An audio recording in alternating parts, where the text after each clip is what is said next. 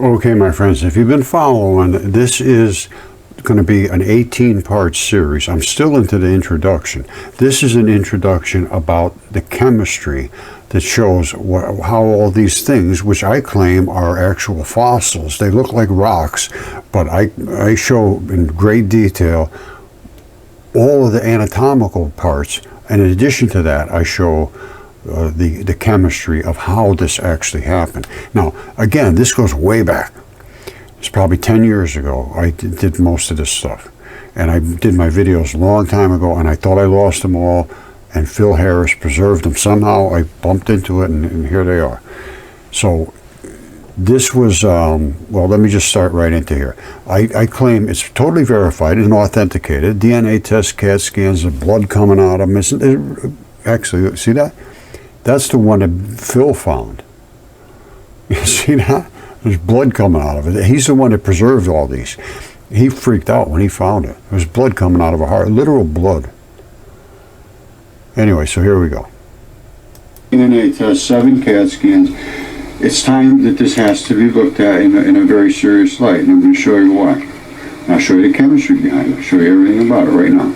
All right, by the way, if you don't know about mud fossils yet, it's really changed science dramatically. And I've opened up a Mudfossil University on YouTube. There's no charge for it. It's really not much of a university. It's just nothing more than YouTube videos that explain my understanding of what we are led to believe, and it's not real. Literally nothing that is theoretical is correct, because it's based on non-living dirt and dust and things that just glob together and just live on a big rock and nothing matters, and it's not true. All of the things that were in history were literally true. These things about the earth being alive and about planets and all that, it's crazy, but it's true. So you come here, the first one you should do is part 1, Mud Fossils Part 1, explains the chemistry. But I'm going to go a little deeper into chemistry right now. All right, what I want you to look at is the architecture of these little patterns. Now, this is not a product of sedimentation. Now, let's back it out here. Do you see the transition between this material, and then you get this fibrous looking material coming out of it? Let's back it out of here. You see what we have here? Now, this was sent to me off the internet. I don't know exactly by who, but this is a structure in the Midwest or the out west of the United States. I'm almost certain. And you can find these all over the place. Now, by the way, I have looked into all of these things in much more detail since then. This is 10 years ago, almost. And again, the evidence just kept piling up, and the resistance kept getting stronger and stronger and stronger. It was just unbelievable. And it's still unbelievable to this day that the evidence is so overwhelming, and they are still sticking to the dogma, because it really does, as I said, it dramatically changes everything that you believe. I'm going to tell you that right now. Virtually everything that they have taught you is suspect at this moment. All right, this is from the video back then, and I'm showing these tendinous fibers. You see these big heavy jobbers, and then in between there's all kinds of muscle to pull. But you have to have these straps here, and the muscle erodes and it shows the straps magnificently. You see that? That's a little blood vessel. There was a little bit of blood coming here, but sometimes there's very few arteries and so forth. It's mostly just infused with blood, and in this area that's the case. Now remember these little stripes and how there's muscle in between them that's eroded now. Hold on. All right, check this out. This is the most fortuitous thing. This is a bone ball. You see that round ball? That's the flesh coming up around it. Normally there would be muscle here, and there is on the other side. We're going to see it in a minute. Now, what I want you to look at here, you see these little stripes here? Those are tendons. They're connective tissue within inside a muscle. You see how it's eroded around the edges here? And you see those nice clear lines? That right there is a blood vessel. This is all flesh. Now look at this. Check this out. You see this right here? That right there is the muscle that wraps around that bone ball. Remember the bone ball is here? There's the bone ball, you see it? And it normally would have had muscle wrapped around it because it has to go down to pull your hand. I'm going to show you anatomically in a second. Now, this is the muscle all webbed around. And these big pieces here are the actual tendons part, the heavy-duty connective tissue part. And in between them is the muscly part. Now, I don't know if you can see that well. Hold on. Okay, this is the hand that this finger came off of. And all this finger is right about from here. And it's the knuckle. It's broke off right here. And this is the bone ball here that is like my bone ball right here. Same thing. The bone is broken, so it's broken right down here. And there is the ball, is right here. All right, so you're good with that so far. There's a broken bone. Now, this side is completely eroded away, and all we have is the bone left. And we can see that's the bone, the calcium part of the bone. This would have been where the marrow was and all that stuff that's inside the bone. But that they always have that hard outside shell. Now, this side still has the muscle on it. You see the muscle?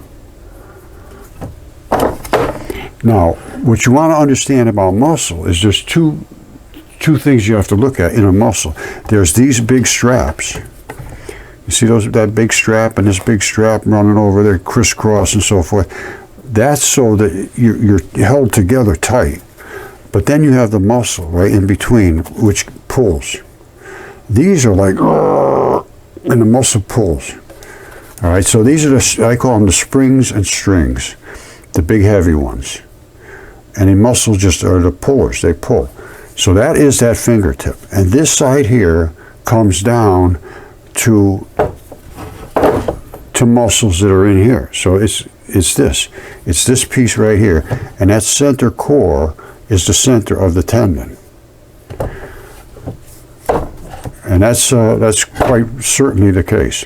Now, this was found right in with this hand. And it is part of the hand. It's one of the knuckles that broke off up to come up from there. Now, I have other fingertips, and I have a bunch of parts from that hand. Now, specifically looking at the hand, you can see this is a left and a human hand. It has been DNA tested, and it is a left human hand. This is the tendinous material that runs right down your hand, the same spot. Lay your hand back flat and you'll see there's a line running right down there. It's a tendon. This is the cleave right in there to pinch in between the pads of your hand. And this silvery stuff that's all peeling off here. You see it peeling off here, peeling off here. That's the grip skin. That's the tough skin on your hand. This is a giant hand. So I think it's about 3 feet wide here and about maybe 4 feet wide up there, something like that.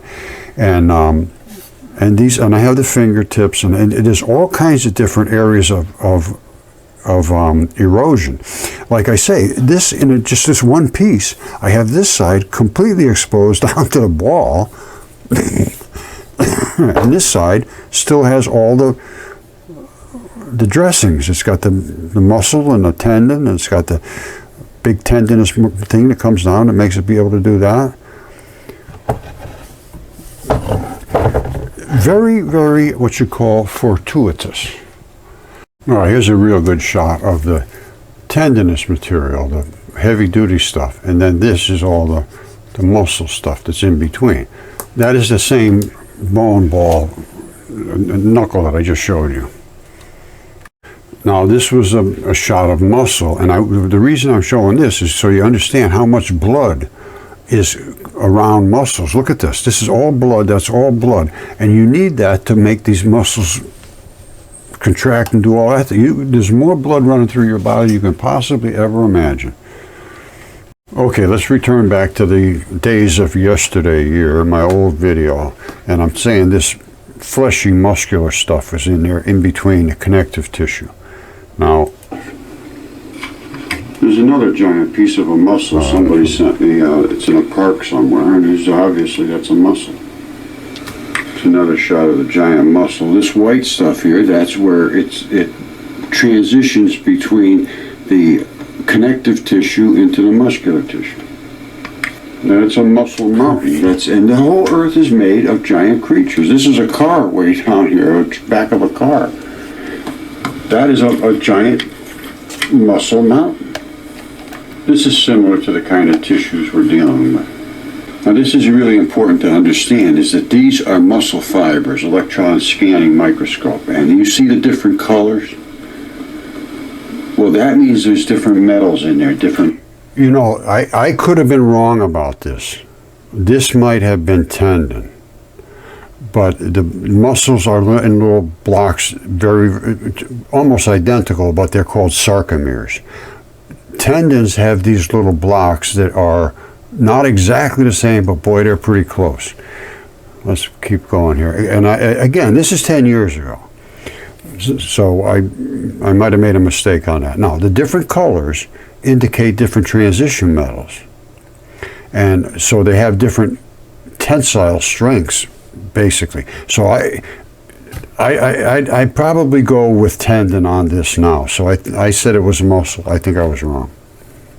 Minerals, and those different fibers have different chemistry, which means they have different tensile strengths and different properties that create this fiber that we live in, and it is just phenomenal. And it literally is what the world is made of. All right, look at this carefully. This is tendinous fibers, and This is a mind blower. If you know transition metals, which you may not, transition metals are the things in your blood that carry all different products throughout your body using charges. And they have different colors, all kinds of different, absolutely gorgeous colors. Those are the things basically that make up crystals. They're attachments to silicates that give it that different color ranges. So watch what happens here. This is just fabulous. Now this is a tiny little shot of a tendon. This is what they call a ponerosis tendon. I've learned so much from going through this because I keep going over and over and over. And people say, oh, you keep going over the same thing. Yes, because I keep learning. All right, here goes. They have this wavy pattern, and that's why they can stretch and pull. And these are the little black investment layers that are the bloody layers that service these. Those actually, the black ones, I believe now, I've come to the opinion that those are going to be related to your veins. They are going to be pulling up all, because wherever there's blood, there's going to be red blood and there's going to be vein blood, artery blood and vein blood. So the veins have to be somewhere. I can see everything is pink here except there. So I'm going to go with vein-ish things going on here. These different types of tissue, and you can see there's little fibers running through here. Now they look all red and whitish looking here, but let me show you what they look like when they petrify in blood. All right, that same wavy pattern I just showed you, and this is what happens when it petrifies in blood. These are the little investment layers that we saw before, those little holes that give it the blood. But when it soaks in blood, the transition metals are able to take on and give away every kind of molecule until they get exactly what they want. And that is what happens when they soak in blood. It's called stability. It's just the molecules here, they would just rot and be destroyed and just dust off unless they can become stable. And because there was a lot of silicates in the water at this time, the silica is the key. And the silicates helped all of these transition metals bond with all of the different substrates. And this is what you call a substrate. And all of this invasion is called nucleophilic invasion and nucleosynthesis, where they actually change the molecules into whatever was the most stable configuration of these different tissues. All these are different tissues. This has one type of tissue, the blue is another, the yellow is this. They go right through the variety, and these are all transition metals. So so far I've been pretty good. I missed a couple things, and this is what I want to find out. What did I miss? Here we go. Transition metals is the key to everything here. And the reason that these take on these spectacular colors is because they are able to bond with exactly the partner that they want, because it is, I believe it's called nucleophilic reactions. They can grab one guy and say, well, you're not really working out for me, I want to get to this yellow color, and it'll eventually get to that yellow color because it'll find somebody in that blood, because blood has everything. All right, I either showed you or I will show you that all rocks have veins and arteries. Now, you see that? That's an artery because it's got some redness to it. You see that? That's a vein because it's got blackness to it. The black is a vein, and this is a FeO2 blood, and that's the FeO3 as additional oxygen. So, and that services this, which is a tendon. And this tendon has these, which are the fibrils in the tendon, which are calcified, mineralized tendinous material, which strengthens and so are these little ones too. There's a whole batch of different sizes, but this particular tendon was primarily, I believe, was in a more or less of a geological thermal area, slightly, but not boiled up. All right, see, this is where I didn't realize the whole Earth was cooked and boiled, and the oceans literally boiled, and it boiled all the red flesh off right away, quickly, of all of the creatures that had red flesh, bloody red flesh, and that created what's called the red bed in this layer. And then after that, all like stuff like this, the tendinous materials and trees, probably, I don't know what else, it created a gray clay bed above. So you have a red bed, gray clay, and then all of the fallout after was the black cap. And I have those layers here. This is probably the most studied Triassic area in the world, exactly where I am, in central Connecticut. You just look it up, red bed, gray clay, black cap, central Connecticut basin. And this was like a bowl of water that boiled and created all of these, it immediately created the red bed, and then the gray clay, and then the black cap. So it's so distinct, it's unbelievable. And I have those in all those three layers, and I have human parts in those layers. There was humans here, no question whatsoever. And they were here when the Triassic period happened, and that is also no question whatsoever, because I have a footprint that's in the middle of the Triassic event, which was not 400 million years or 40 million years, whatever they want to call it. It was a couple of days when Venus almost hit Earth, boiled all the oceans, and in my basin right here, it boiled like a pot. And all of these things, immediately the red bed flesh settled, and then the gray clay settled, because we're not in the ocean. I'm in an area that's off the ocean, but in a bucket. So it boiled here, and it just stayed hot. And then it's because it was fresh water. Anyway, there's a lot of things about it, but it had all of that siliceous ooze immediately, and it didn't even settle. It was right here. So everything took on a siliceous ooze, and it came up flawless. Like, this is a goose, and this was from the flood. And here's his feather pattern in his head. You see, those are feathers. This is an eye. There's his little beak, bill, whatever you call it. There's a little nose hole, and he died laying on this side. That's where his neck would have come out, as you could see, some kind of a pattern there. And there's, again, this is feathers. There's virtually no question. And you can see all the detail of his neck if you know how to look at it. It's right there. And right there is the artery. And I've tested that with hydrogen peroxide, and I do get a catalase reaction. There's his neck right there. But transition, the whole process of mud fossils is invasion. So whatever was there is going to get invaded and replaced. It's nucleophilic substitution. I know the whole process now, inside and out. There's no question about it. And this is what's called feldspar, which is aluminum silicates. And the silicates were from the siliceous ooze, and the rest of it is part of the chemistry that attaches to the silicates, which again, it gets so deep. There's the phospholipids boiled down to aluminum silicates. All right, oh boy, here, hold on. Here's the problem. When I get into it, I either got to get into it deep or I'm just skimming the surface. I don't like to skim. Phosphorus is on the phospholipid membranes, so the top membrane, bottom membrane, and that's the phospholipids, and that's what coats all of this. Even the feathers are phospholipids. They're actually membranous material, just like membranes, just like your skin is a membrane. There's a membrane on everything. Even red blood cells have membranes, and they're made from phospholipids. When it boiled, they turned down into aluminum silicates. And then there was a profusion of silicon in the waters because of the siliceous ooze coming up, because the whole world was wrenched and the whole ocean covered everything. And that was the Great Worldwide Flood. But that created the Triassic era, the red bed, gray clay, black cap. It's just worldwide. Yale agrees with this. But they say it was 540 million years ago, and there was nothing like ducks and geese and big giants and any of that, because that's what freaks them out. And all of my stuff cannot be denied anymore.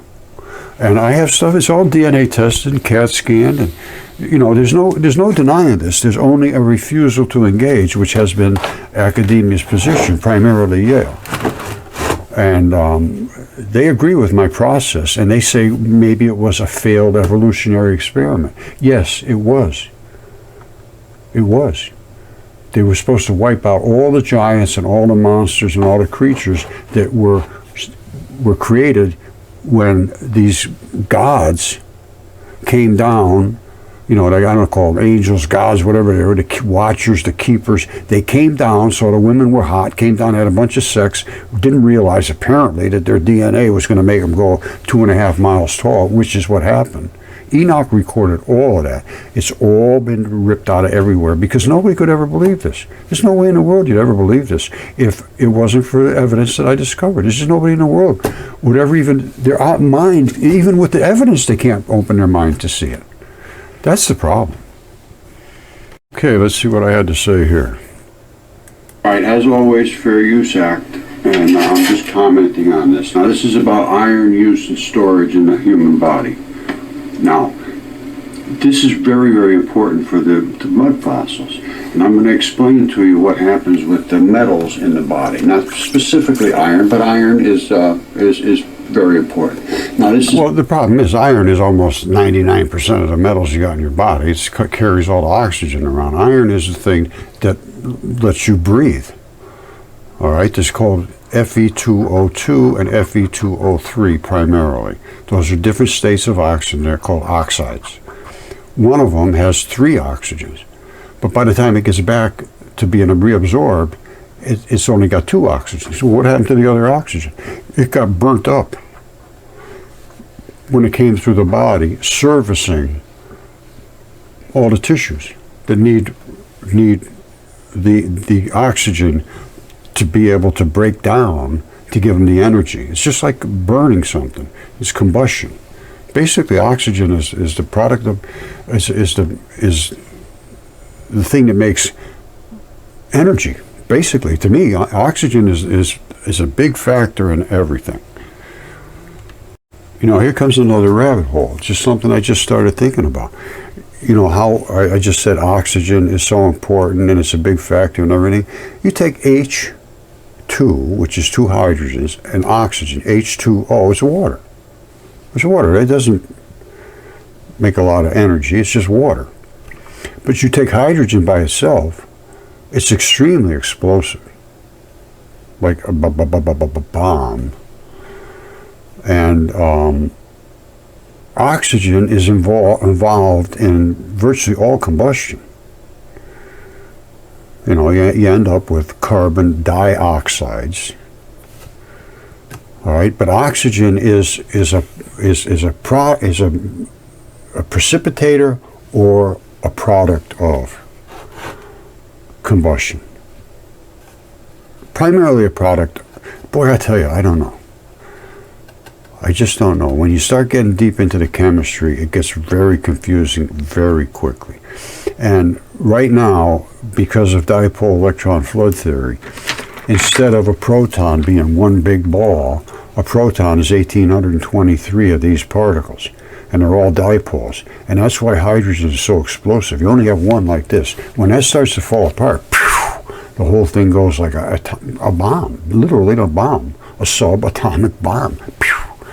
Because you only got this many. Once you start to burn those, they're going to go flying. So we're not dealing with this. So a lot of the chemistry that I was taught, I got to rethink. And I tell you, it is deep. Because once you start to get into these, you got half-lives. So you can have extra of these particles or not enough of them. It's going to create isotopes. And isotopes are what's used in the biology of the chemistry of the creature because of its instantaneous breaking down through the half-lives. So we got some thinking to do on that side of it. But anyway, iron is ultra important. Just remember it. Iron is basically the key to carrying oxygens around. Boy, I'll tell you, this is fabulous. I forgot so much, and I had done so much research. They destroyed me. I took it all down and found it from Phil Harris, who passed on. But thank God, Phil, if you're up there, buddy, thank you. Now, listen to this. Begins by answering these questions. What type of atoms does the body contain? Of the more than 100 chemical elements known to scientists today, only a relatively small number of elements found in the human body. In fact, only 24 of these elements are thought to be essential to the human body. Now, other elements, such as mercury, are sometimes found in the body, but don't perform any known essential or beneficial function. Now, I'm not specifically saying that that's right or wrong. I have no clue, but we're subject to all kinds of toxins. But we do need certain chemicals to exist and to maintain health. Now, since then, I have realized so much about the breakdown of chemicals and the building back of chemicals and how they're first created in the first place and how metals are created, how metals move everything. I understood the metals moving things around, but I had no clue, I don't think at this time, I'm really not sure to be honest with you, but I don't think I understood I'm almost certain I didn't understand viruses, absolutely not. And I didn't probably understand the bacteria in the way I do now, or the ribosomes. But I did study a lot of that. Did I know what I was doing? Maybe not. Let's find out. So the chemicals exist to maintain health. Well, how does it maintain health? And why do we have all these extra metals and things in our blood that I just showed very, very clearly. They did a panel of 26 different metals that are in the blood, and this is only part of them. And it's to see how much was there and what the normal levels are. And they looked in all the three different places, the vein blood, the artery blood, and in the plasma, the serum, or whatever they want to call it. And they came up with a level for all of those, and all the way up to uranium. You got even uranium in you and me, I'm sure.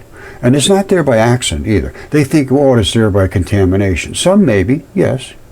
But your body uses those metals and these bigger up-end molecules to carry things and to be able to break down to make other molecules to run your body. They're there as raw materials, basically.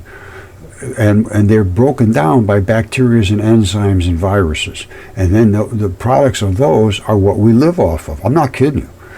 I've learned so much since then. Hold on. All right, I want to remember what I said because I'm seeing there's a lot of stuff I didn't remember or I didn't know. Let's come back a little bit.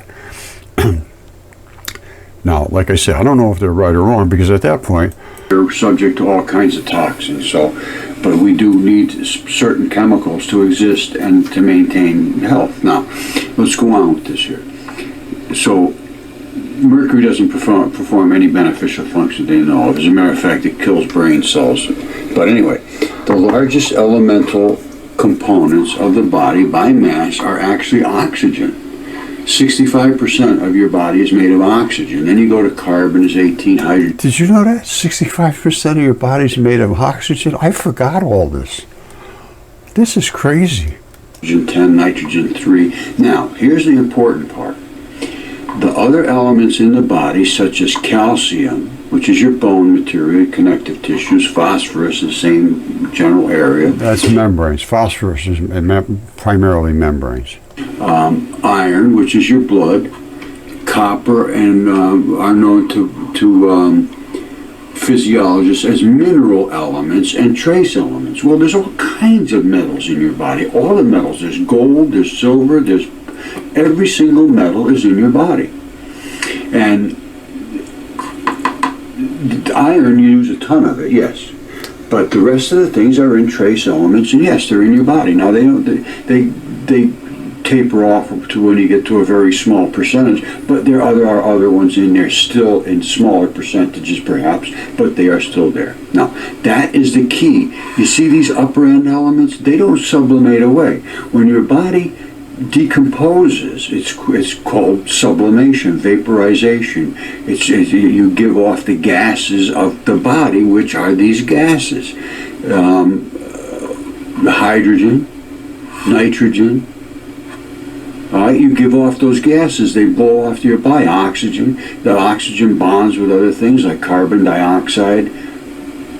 Then also you end up with calcium carbonate, CaCO3. CaCO3 is tendons. Basically, those are tendons. So there's all kinds of things going on in the chemistry of your body. But this is the crucial thing. Iron is a huge thing in your body. And it is in the ferritins of the blood that's in your bones. And that you can see two different types of iron in your body. They're going to be red and they're going to be black. This is how we find out what's inside of mud fossils. Okay, this is truly a fabulous article by Esther Inglis Arkell. And it is about transition metals, and they are not well understood, and they have an extremely important role in life. How transition metals change the game for organic chemistry. I'm remembering stuff now. I have forgotten all this stuff. Thank God Phil saved us. Chemistry of life, and they have as much of a role or more in the chemistry of mud fossilization. Now, she talks about best chemists struggle every day to create the molecules you grow in your cells and so forth. And it goes on about, and then it gets down to transition metals. And they're these metals in the middle of the periodic table. Iron is a big one, okay? And then, you've got all your metals in here. Now, what is a transition metal? Well, a transition metal has electrons that you're supposed to fill up all the shells around the nucleus, and they have to be filled before you go to the next level. Well, not in transition metals. They have empty orbitals in the lower levels, and they have very strange capabilities. And here's the capabilities they have. Since transition metals have electrons that link up on both their outer and their inner shells, so they can link up with more than one level on their shells. It's totally different than any other atom. Now, this quality gives transition metals a more complex and varied life than other metals. Now, listen to this. Well, it talks about mixing sodium chloride with water, and you get salty water. Evaporate the water again, and you get sodium chloride again. Now, that's the normal situation, but that is not what you get with transition metals. When you put in a solution, you can drop one element and pick up a better one. I forgot all this. Oh my God. I'm going to tell you something. My mind is reeling.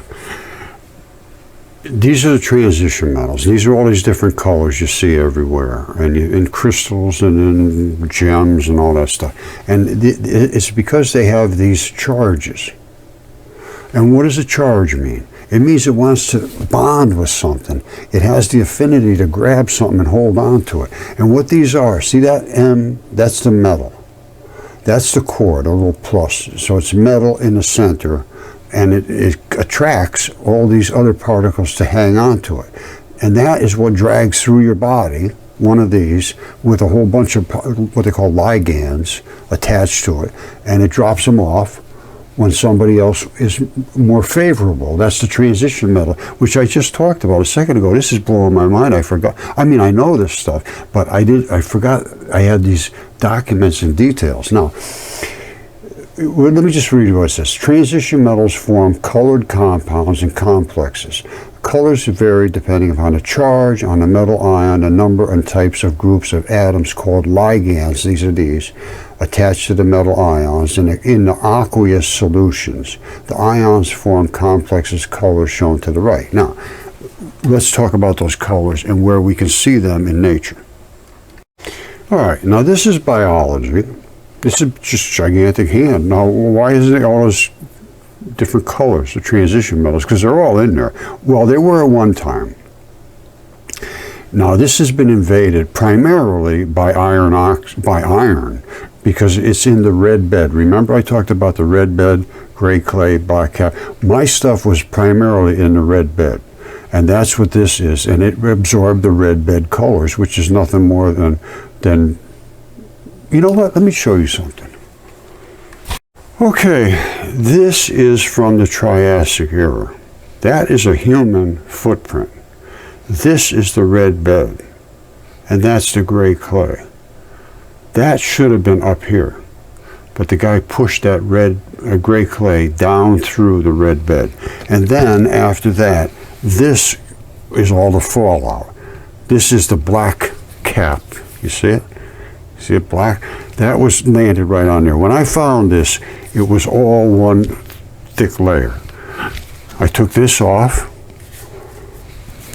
and it's just flawlessly attached. You just picked it right off of there because it's separated on that plane. And then the footprint is here, and the red bed is here. Now, I started thinking about this. And what should have been is the gray clay should have been up here, because it's a red bed. The red bed should have been straight across here.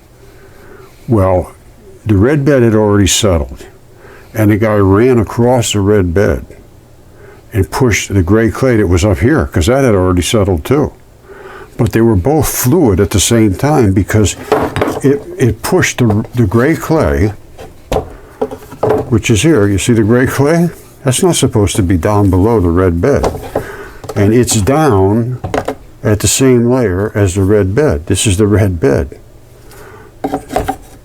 The only possibility is that the guy stepped on it when both of these were wet. And when they both be wet right at the same time the flood happened. Because this is the Triassic, the red, gray, and black. I just showed you the black cap. There's the red bed. And here's the footprint sticking through it. And here you can see the gray right there. Whoops, can you see all this? Come on, a little closer here.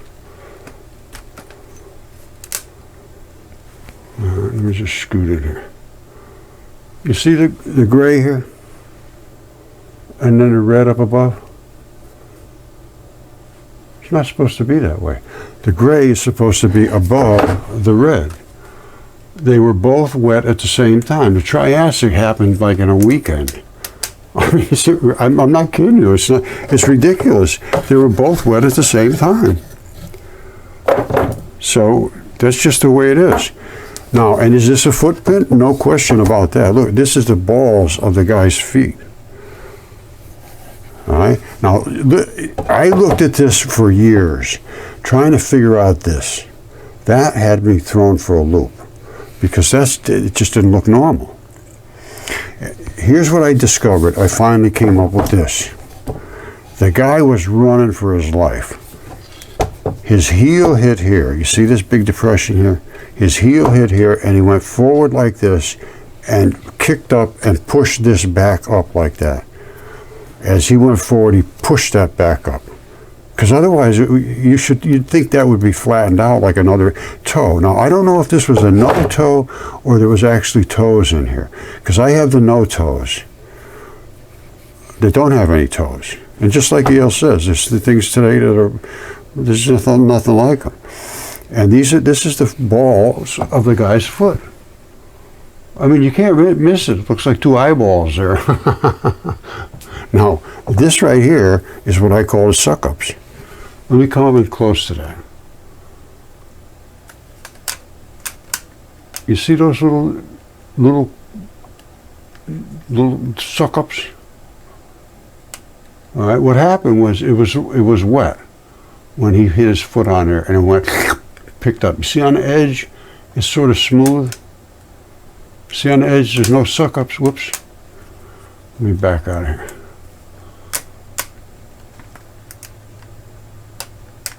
This is hard to do, my friends. I'm not good. All right, let's see if we can get in the shadow. You see all the suck-ups in the middle? When he hit, he went like that, and it pulled all those little suck-ups up. And then on the edge, though, there's none because there was no suction. Same thing on the other side. No real suction on the side, so it's kind of flat. Whoops.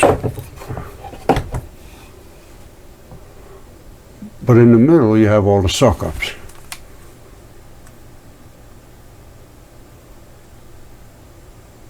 So anyway, there's no question what this is. It's a human footprint, or yeah, I would have, you know, I don't have any DNA from it or anything, but it's either that or no toe. And I guess no toe is pretty damn close to human.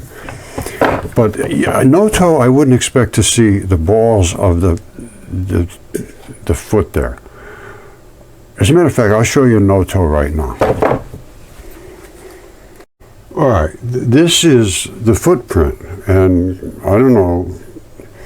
It looks like the balls of the foot are there, so it looks like a normal human footprint, but I don't really see any good toes. Now, that doesn't mean that it wasn't in the middle of, because we've got 4 or 5 different types of feet, all different styles. This is a no toe right here, and there's no, the toes may be in there, but they're in there deep. And this is the basic foot. Now, it's not a shoe. It looks like it has a heel on there. Now, was it designed by God with a heel on it?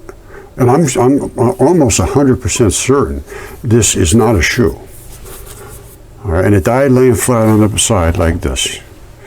See how flat that is? It doesn't hardly even move. Almost all of them had a very, very flat side because of the flood.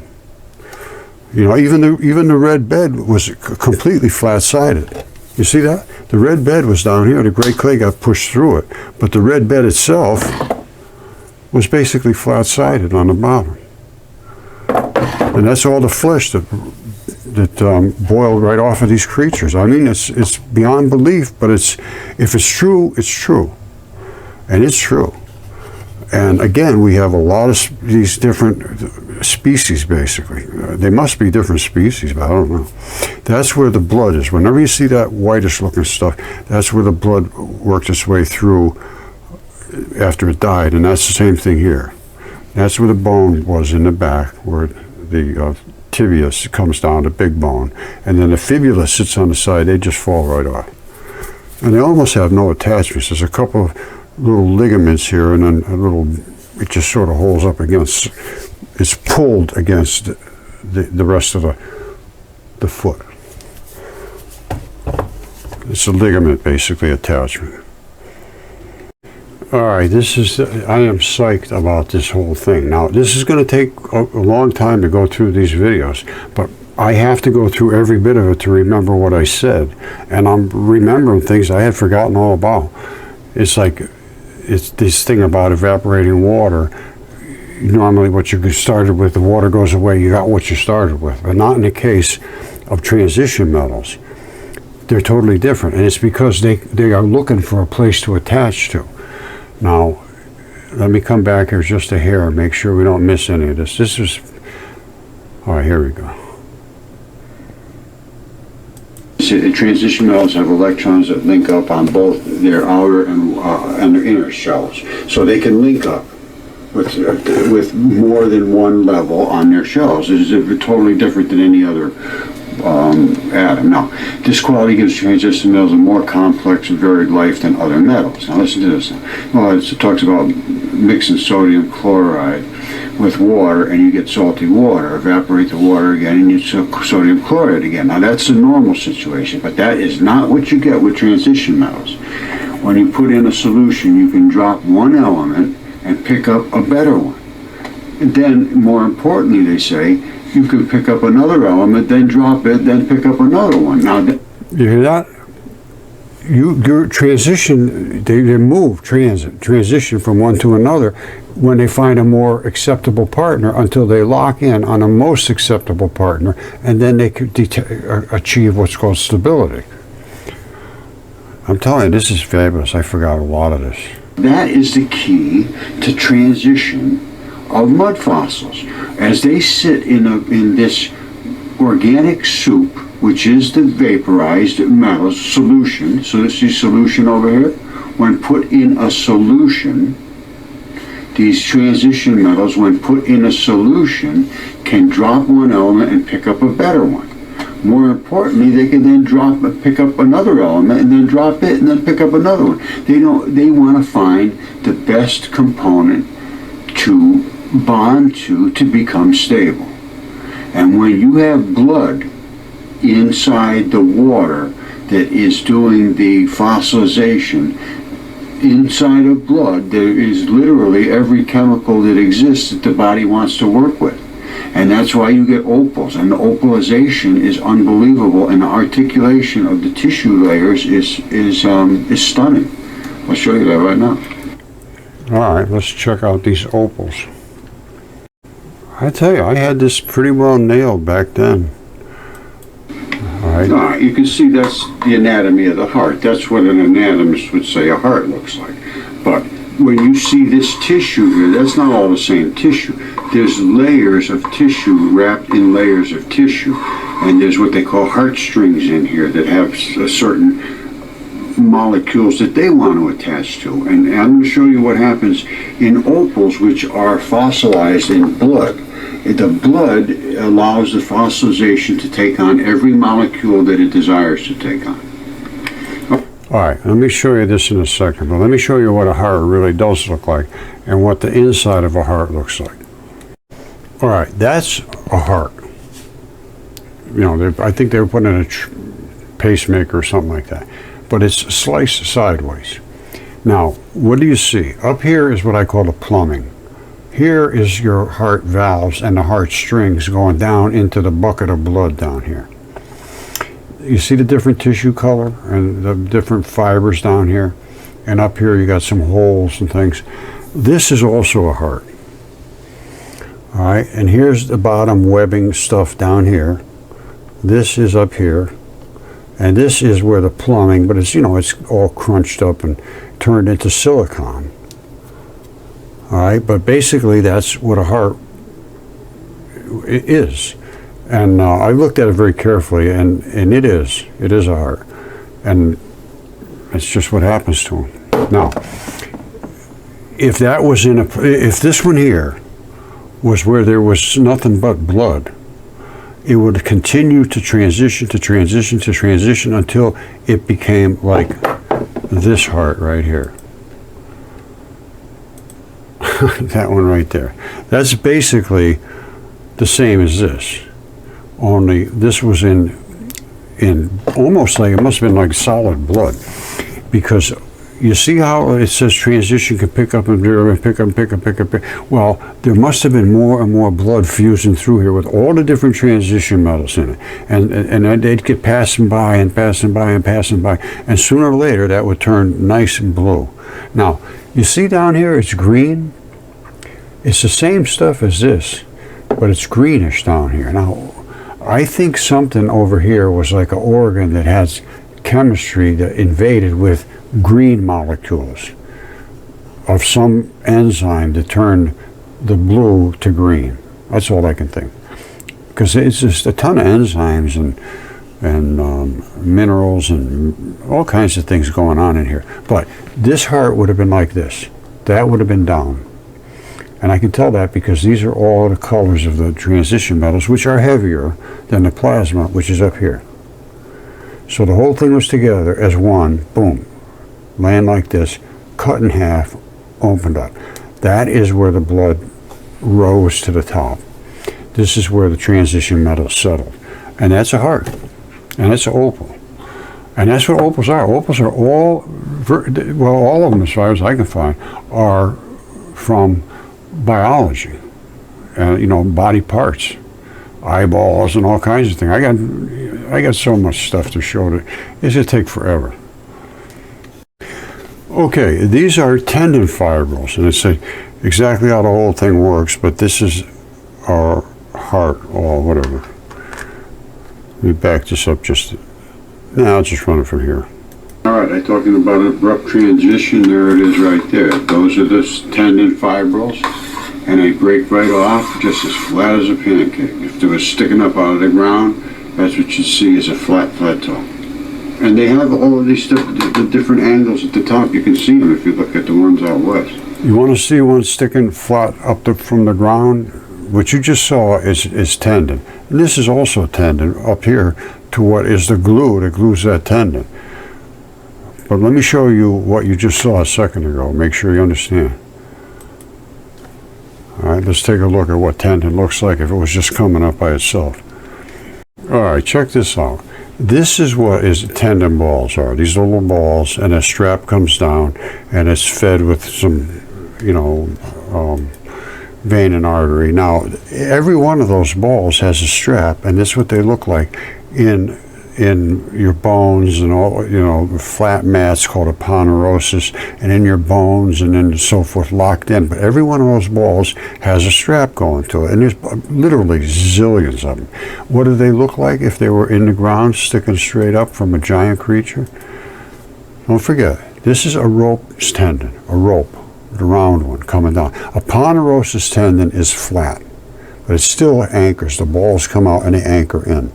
This, they all come straight down, zillion straps, and then the balls at the end. Well, they come down and they get smaller and smaller and smaller and smaller. But every one of these has a zillion fibers in it. So you start here with a big one, and then it squares up blocks, and then you get round ones. You see it? And then you get hex ones, and then you get round ones again. But every time, every single one of these bundles has a whole ton more bundles. Same thing with this. One little bitty bitty things down here have all these big ones. Little bitty bitty things down here have all these. Little bitty bitty things here have all these. This one has all these. And then at the very end, you have one of those balls. Well, the end of what? The end of a tendon. These are tendon fibrils. You see it right there? Just look at it. You can't miss it. Can't be missed. Anybody that cares about reality can see. These are like hexagon panels with all the little fibrils in them. And what do you see here? Exact same thing. It's one of these filament areas, and it's broken off flat. And that's what they do. They have little blocks that make these things. I'm into this as deep as any anatomist or any autopsy person or any doctor in the world. I would talk to anybody about anatomy, and I know the details, not because I can see them gigantically. I don't have to see them in some slide and try to look at them in a magnifying glass. I can see them so big you can't miss. All right, this is a really nice story here. Scott Wiles, real nice guy. He go walking with his dog all the time. Unfortunately, his dog passed away. This goes back, quite a number of years. And so he's walking on the beach and he sees this and he takes a picture of it. He sends it to me. He said, "What do you think?" And immediately I could see that's an abrupt transition, and these are tendon fibers. And I said, that sucker is monstrous. And so I did a video on it, and Tyson got a hold of me, and then Tyson and Scott went out to re-examine this area, and wait till you see what they found. So here they go out, and they see this stuff, and Tyson said, "Well, what's going on here?" So they've taken all these pictures of things, and he sends them to me. He said, "What do you think?" I said, "That's a membrane." It's a membrane, man. And that's the top of the membrane up there. There's the bottom of the membrane down here. They're bilipid. All right, so he goes out, he does a bunch more documentation. He's digging in deep. Tyson is a guy that goes for the details. And he knows what he's doing. He's no fool. So he's getting deep into this. Now, here's what I want to show you why I can make my claim that that's 100% certain it's a membrane. You see around all these rocks? You think they're just rocks laying there? No. You see those little edges? That's where glue, literally glue, was glued to those edges. and the thing could move around like this, but the glue kept them from being invaded. The glue has been washed away, but that's where those pieces fit together, is these things. Now, I don't think at the time I was doing these videos I had this information from Tyson. We'll find out as I go forward, but I think that was after I was putting up those videos and they were all washed away, and I started again. I think that's when I hooked up with Tyson and Scott, but I can't remember. Anyway, let's get back to this. That's a membrane. There's no question about it. Zero question. And this is what a membrane looks like. They're there. There's the top, bottom, and there's the bottom. In between is a fluidy substance. And you can see what happened here was it washed away. Gone. But this is up there too. Same thing, bilipid.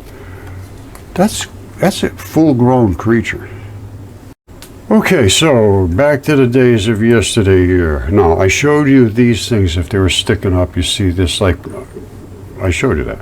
Now, That's plateau. And they have all of these the different angles at the top. You can see them if you look at the ones out west. There's another tendon, abrupt transition. Pretty good size. that stuff is glue, literally glue. This is how tendon anchors and splays. It anchors up over in this area, if you can see my mouse over here. And then it comes out, and then there's like an abrupt transition, another abrupt transition, and then another abrupt transition over here. That's just the nature of how these things work. They go from an invested area, which is literally glued, or tagged in with a bone enthesis. Then they come out until they start to demineralize, and then they get less mineralized, and then they become less mineralized, and then they end up with flesh. I have them here, and I have them in the microscope.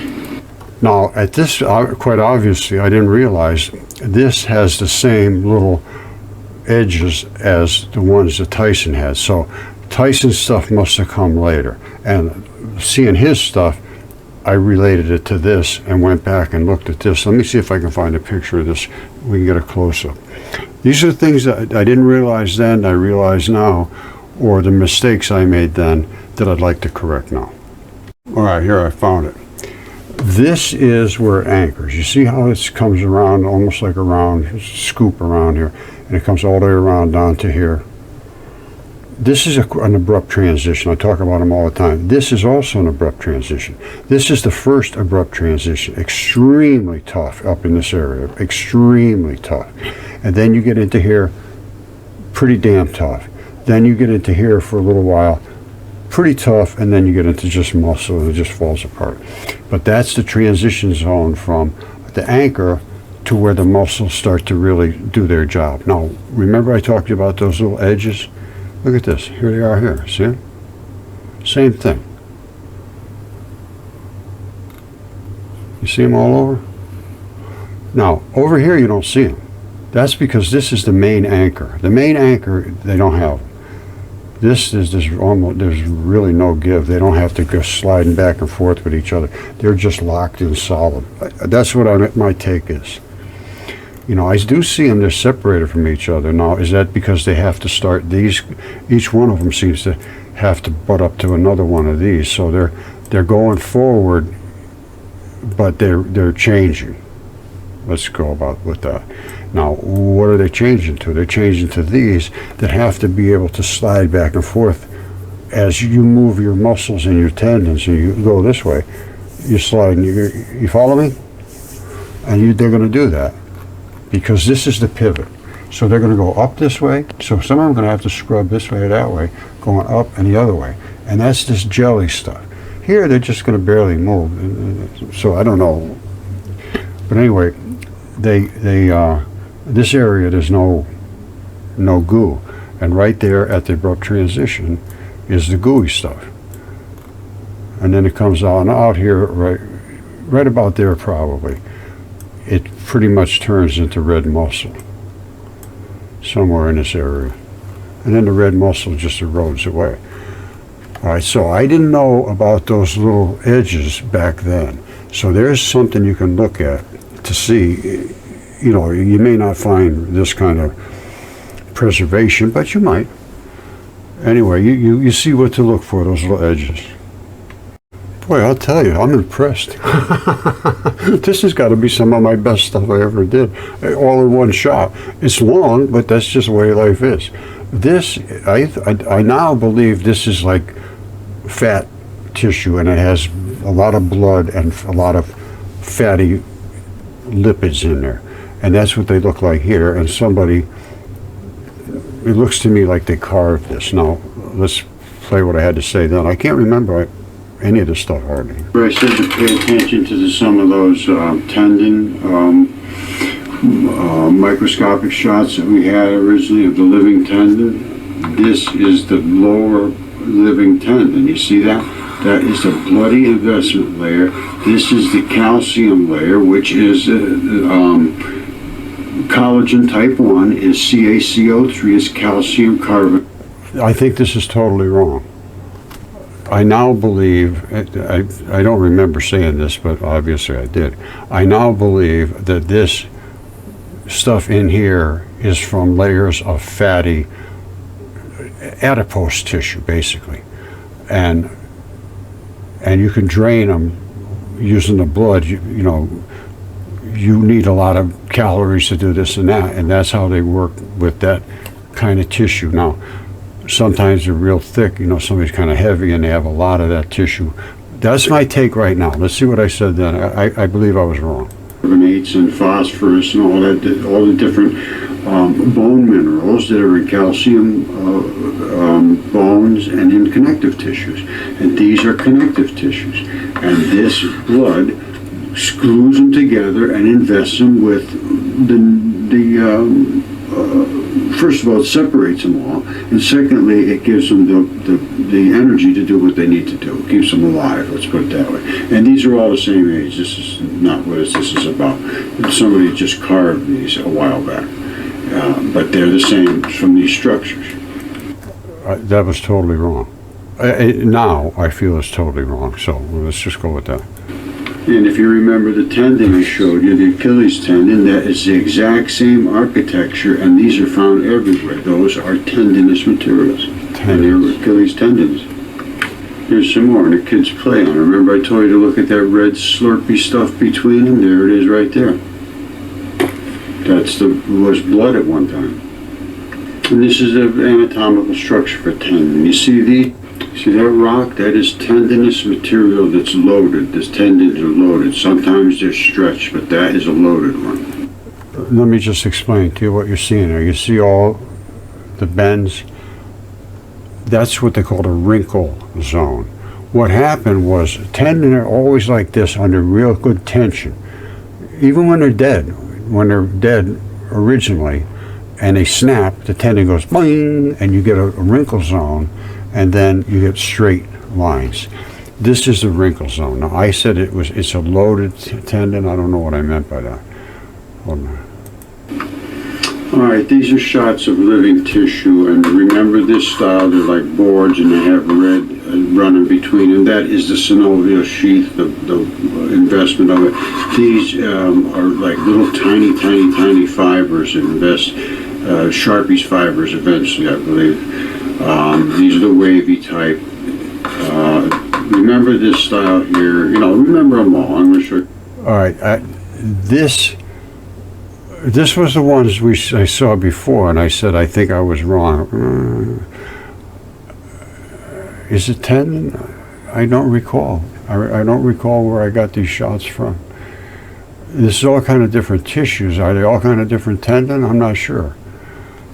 I know these are. Basically, maybe it was tendon. I don't know. Show you something else. All right, that's the Achilles tendon. Remember this carefully. Remember this like architecture. Something else. I don't remember if I said it at that time. This right up here. There's a right there, right across here, right up to here. That's where they break. That's the weak spot in Achilles tendon, and that's where they snap. And boy, I'll tell you, that is a definite serious injury. And what happens is below that, just down to about here. From here, it's flat as a pancake, they break off. From here down to about here, they get all wrinkly. And that's what happened at Devil's Tower.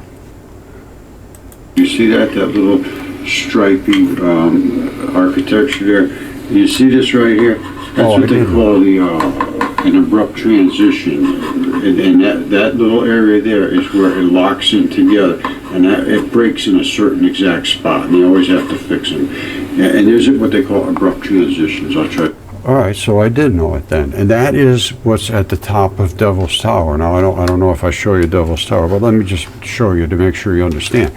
That heel is a tendon. It comes up, and it actually comes up with a little bit of a curve, and meets up with the leg up above, and that's exactly what happened at Devil's Tower. It broke off there, and it has that wrinkle zone right at that area which I showed you. This is one of the shots you never see. That's the tendon ball at the bottom, the calcaneus heel, the Achilles tendon. And then it rises up like that to meet up with the leg, the muscle of the leg. Right there is the wrinkle zone. You see it? I've got better shots to show you, but that's where it wrinkles. Now, you see down the bottom where all these little green things are growing here? Why do you think they're just growing there? Why? I can tell you why. They're growing there because there's blood vessels there that were meeting up with the flesh that surrounded this. And there's still some biological stuff in there. Now, what's in these little tendon fibrils? Well, here they are right here. This guy's climbing up. What do you see here? You see Slurpee. What's Slurpee? It's this right here. All of this is Slurpee. Small leucine-rich proteins. It's like they pasted something on there, and it slides up and down your tendons. That's what tendons do. That's Slurpee. And this is living off of some of the biology that's still in there. This is probably mostly in the shade. Moss and stuff, lichen, they grow better. Well, I don't know about lichen, but mosses grow better. Well, they grow good in the sunlight too, but they grow, I see them a lot in the shade. Let's go with that. I don't know. All right, so don't forget, that's Devil's Tower, and there's the wrinkle zone. And there's these big patches of red all around are literally the flesh of the creature when it fell over and died. And these are the eroded fibers from the tendons. So that's what's going on here, and that's the little green. Like I said, the green grows where there's blood. There's blood there, and they'll grow very nicely in that. Remember I talked about the abrupt transition and the wrinkle zones and all this? Well, this is a little bit of a strange case, because this one, the tendon, is going over like to meet a muscle around a bone or something, but it's snapped up here where I don't know, it looks strange, but it definitely snapped up here, and all of that wrinkle zone comes down that way. All right, so that should have been straight like this. All right, this one didn't snap. That's why. That one snapped a little bit, but the ones that didn't snap don't have any wrinkle. These all snapped away. So somehow, I don't know how they were attached, but these snapped. These didn't. No wrinkle. Another case closed. Did you know that all that stuff was around Devil's Tower? It's saturated with red body tissue. And that's what this is. And these layers, I don't think those layers are deposits of runoff. Those layers are from some tissue in that creature's body. Look at the size of the Achilles tendon, just up to that little abrupt transition. This is not big. This is a tiny little piece of a tendon, a little tiny piece. And the whole area there is completely saturated with biology. It's everywhere. Look, here it is. Look at this. Why do you think that's there? Why do you think all this extremely nice green stuff is growing here and next to this red pile of whatever it is? And over here, and that white stuff right next to the red stuff. And way over here, all green growing where you have blood. I buy blood meal for my plants. They love it. And you can also get feather meal. Feather meal also works very well. But you see how green this is? That just didn't happen for nothing. It's not real green way over here. Wherever you see the blood, you got the green. This guy died and everything fell off. So you got lots of Z blood and lots of Z green. This is probably the best one of the wrinkle zone. This is Devil's Tower. There's a wrinkle zone. I mean, it can't be any more obvious than that. These are the fibers. That is literally red blood coming down here. And that's why this green moss is growing here. It's not growing there for nothing. It's growing there because it's got some vital food source. It's not growing over here, not growing over here. There might be some growing over in this area because I can see a little bit of red coming out of there. But that is where there'll be all kind of little blood vessels here and there, and you'll get blood, you'll get green growth from red blood. You see it? There's some over here now. I don't know if there's anything growing over there yet, but you can see coming all the way down. Red blood is very, very runny. Now, if you don't see that wrinkle zone, and you can't understand what I have just mentioned to you about tendons and about Devil's Tower particularly, your mind is not open to thinking. If you don't see that there's a pretty obvious, well, this is what it is. It is what it is, and if you can't see that, I don't know how I can help you. A 6 foot thick tendon, 6 foot thick, 6 feet thick.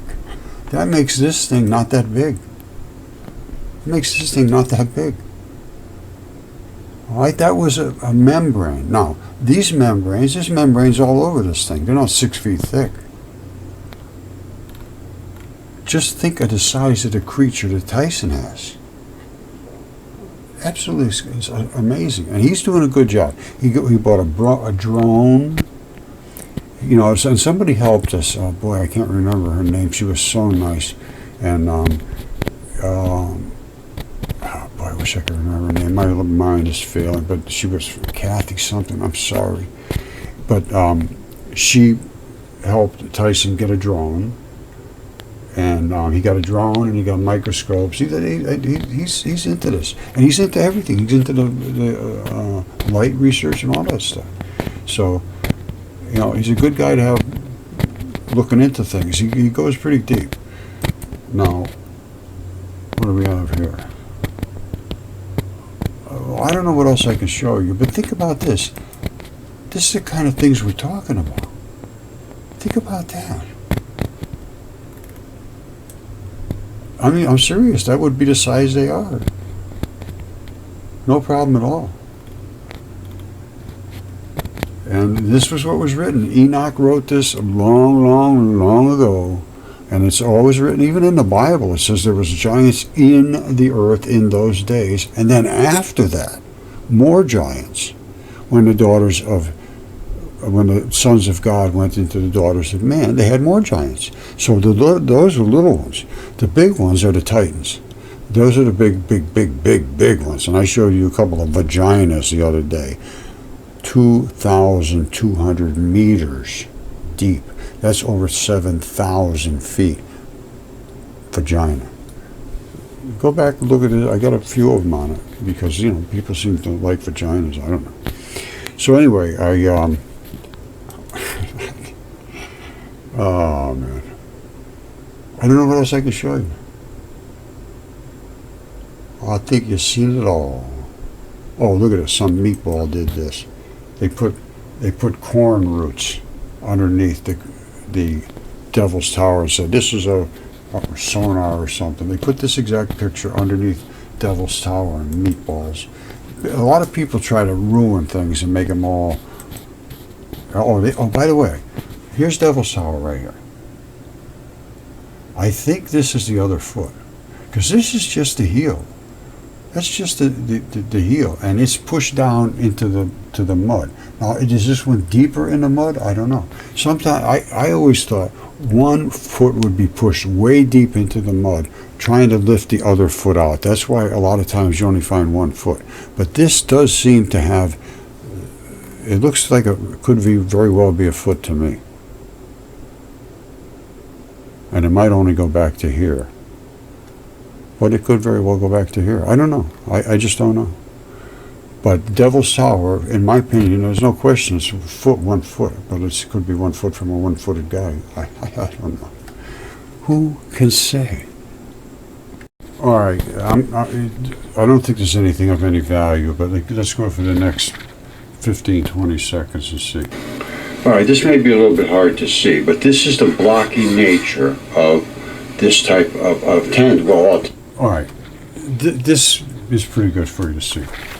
Remember how I say they break right off flat as a pancake? That's what tendons are stacked like. But they're glued really pretty tight together.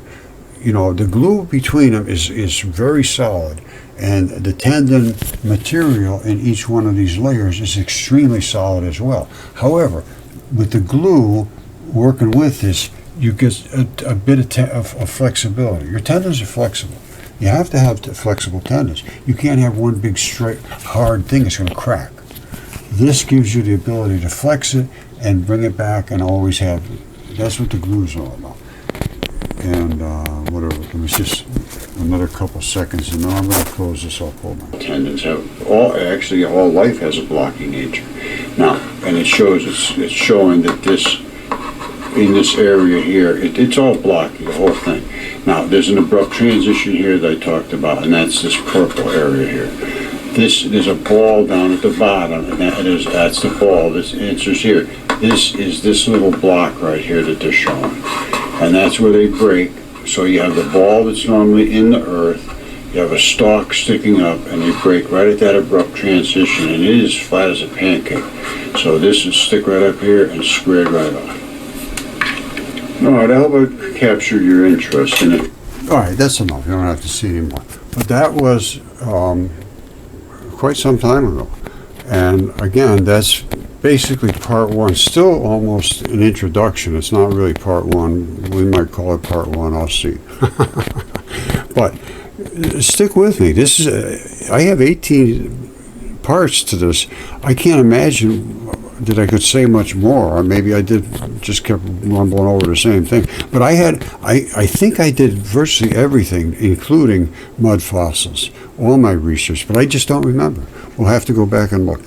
All right, stick with me. I love you all, and stick around. Thank you. Bye.